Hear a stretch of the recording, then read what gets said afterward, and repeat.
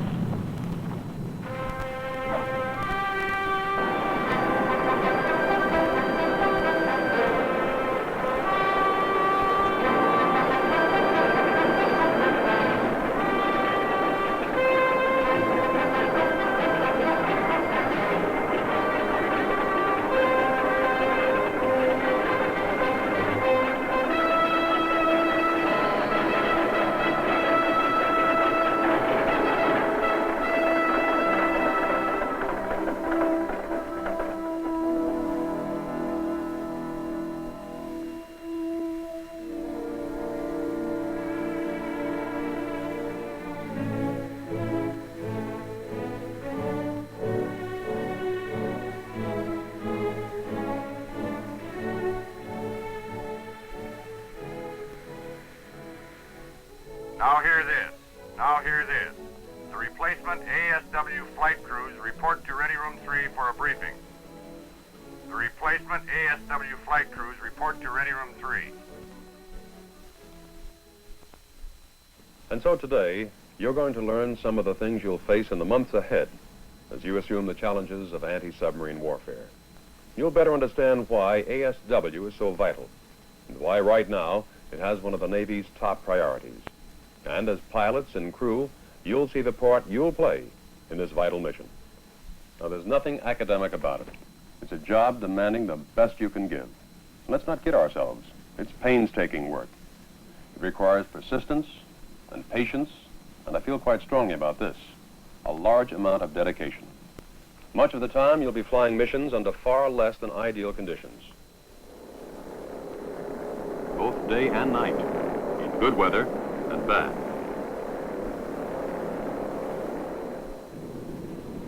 Many times only a few feet of air separate you and your aircraft from the sea below. It's precision work. It imposes great physical and mental demands on you as pilots, co-pilots, and crew members. You think you have wings now? Well, you'll earn a whole new set, and you'll be proud of them. They'll be wings of hunter killers.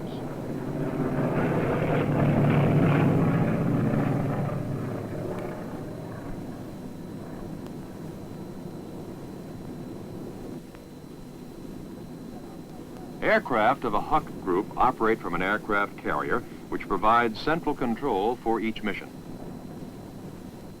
The one commodity we don't have aboard a carrier is elbow room.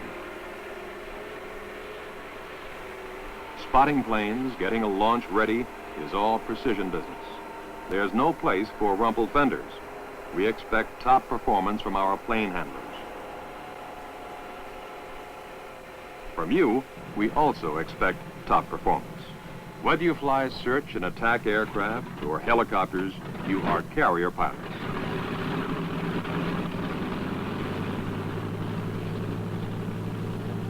You'll have an opportunity on your first tour to win the Carrier Anti-Submarine Plane Commander designation with your own permanently assigned aircrew.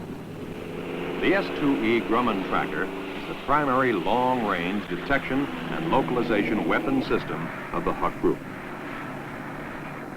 pilot of the S-2E, you'll use all its search sensors, sonobuoys, radar, ECM, along with the Mark I eyeball. You'll be employing skillful localization tactics, laying precise sonobuoy patterns, running torpedo attacks. The E1B Grumman Tracer radar plane operates far in advance of the task force, searching continually, sweeping the ocean surface with radar, searching for the unfriendly submarine. While you, the ASW helicopter pilots, have your own special skills. From the moment you step aboard, you're responsible for a lot of hardware and a highly trained crew of sonar specialists. The SH-3 Sikorsky helicopter pilots, like the pilots of fixed-wing aircraft, must be competent in all phases of anti-submarine warfare. And you must know and understand the capabilities of other ASW aircraft, ships, and submarines. The helicopter, like the S-2E fixed-wing aircraft, not only can pinpoint a sub's position, but it can attack and destroy a submarine without other assistance. In a suspect area, the helicopter is put into an automatic hovering mode, only 40 feet from the water. The sonar transducer is the underwater ear of the helicopter. Then begins the tedious job of searching for the telltale signs of the elusive submarine, as sonar operators listen and watch.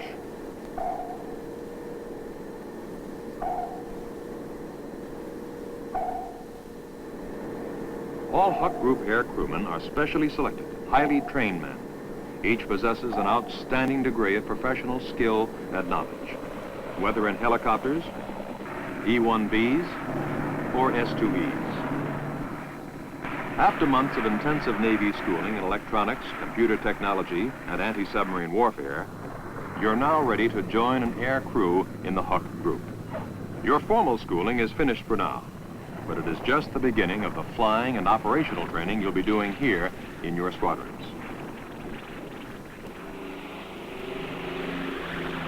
Flying the actual anti-submarine missions, you'll develop the skills that will allow you to get the most out of your sonar and radar sets. The pilot can't do the job by himself. He's entirely dependent on the ability of his crew. The success of the mission, to find and destroy submarines, is dependent on coordinated teamwork within the aircraft. Not only must there be this internal teamwork, but there must also be absolute coordination between planes, helicopters, destroyers, and the carrier of the hunter-killer forces. As a pilot, you may find yourself the contact area commander, in charge of all the aircraft working toward localization and attack on a submarine contact. In the exercise we're about to watch, the radar plane picks up the first contact, a distant radar blip miles ahead. But all the Huck forces are ready for total action.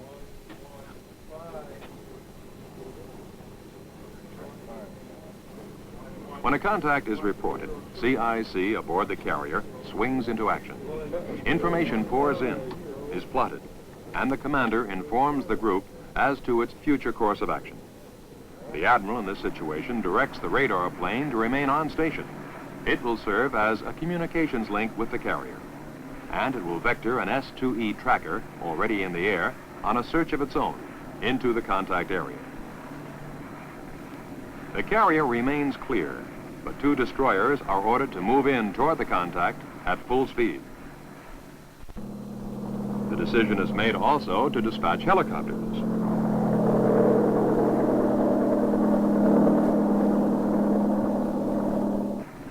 The S-2E is the first member of the hunter-killer group to arrive at the scene of the contact. By now, the elusive submarine has gone deep. But the S-2E crew, through skillful use of magnetic detection equipment, or MAD gear, and its ability to run sonobuoy patterns, can be instrumental in pinpointing the submarine's position. Here, pilot skill and the air crewman's many months of schooling and his on-the-job training begins to pay off. The ring of encirclement tightens on the hidden submarine. The S-2E lays a tactical sonobuoy pattern to entrap the submarine, as the other units of the Huck force rapidly close in. the destroyers are ready with their own sonar and attack weapons such as ASROC and homing torpedoes. Helicopters also. And in CIC, the tempo increases and increases as reports pour in and evaluations and decisions are made. And orders are dispatched from flag plot to other units of the task group. Now the combined hunter-killer forces are in the contact area, ready to concentrate all of their detection gear and resources on finding and destroying their enemy, the sub. Once more, the key to the group's ultimate success is teamwork with air, surface, and subsurface elements all playing a part. The noose continues to tighten as each of the units ply its particular specialty, each endeavoring to bring the forces one step closer to sinking the enemy submarine. With the final mad validation by an S-2E, the final run begins. Homing torpedoes are unleashed to find their target. Anxious men wait as the seconds tick by.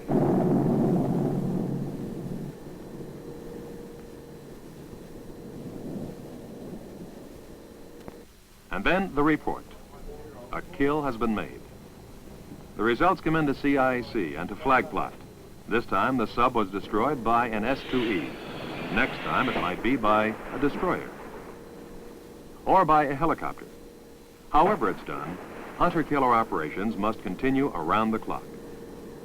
And with each day, with each exercise, with each practice kill, the Huck forces will improve.